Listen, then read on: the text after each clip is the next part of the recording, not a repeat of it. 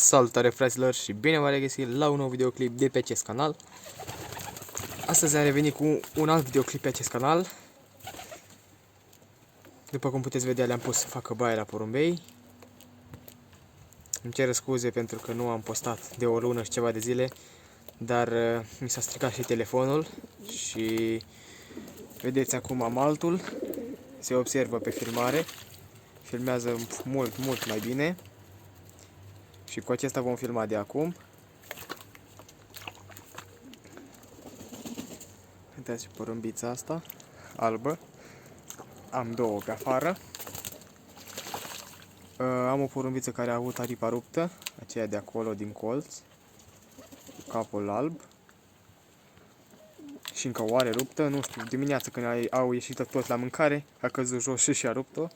Dar nu e problemă, ea își va reveni. Aici avem un porumbel, zis porumbiță.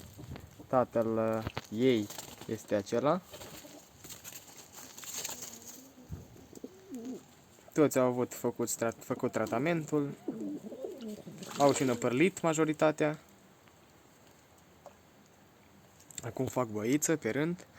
Celălalt tocmai a făcut și după ce voi termina videoclipul le voi face și curățenie înăuntru. Le dau și usturoi și sunt pregătiți de intrarea în iarnă. Usturoi le dau o dată pe săptămână, pe gât, câte o bucățică mică de usturoi, pe lângă tratamentele pe care le fac eu.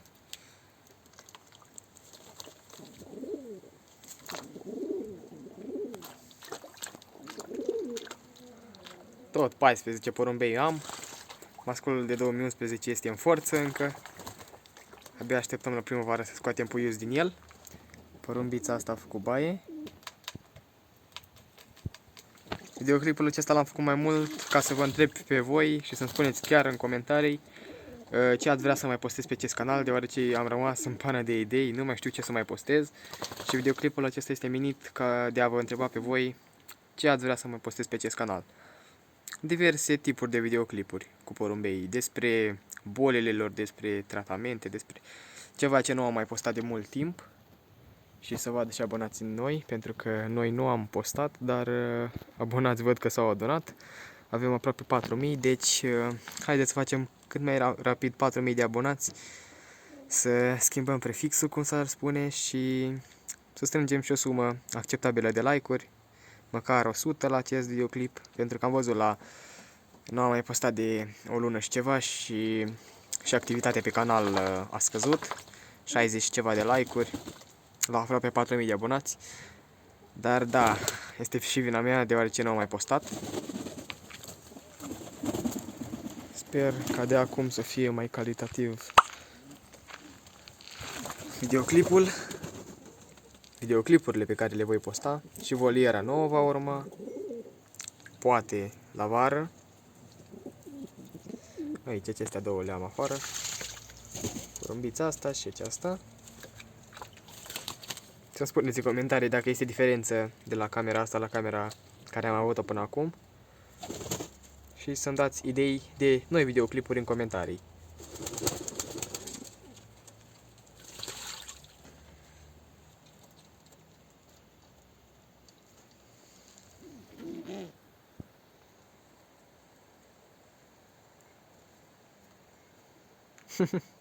Este cam frig afară, dar am prins un moment cu soare și este cât de cât călduț, nu ca de obicei, și am spus să le fac și curățenie și baie. Vedeți, aceasta este porumbița cu aripa ruptă.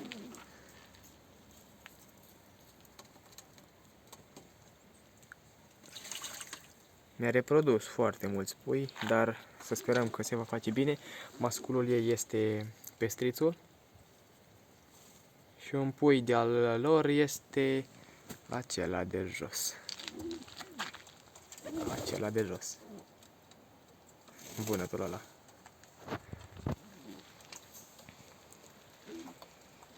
Așa. Deci noi îi lăsăm să facă baie în continuare.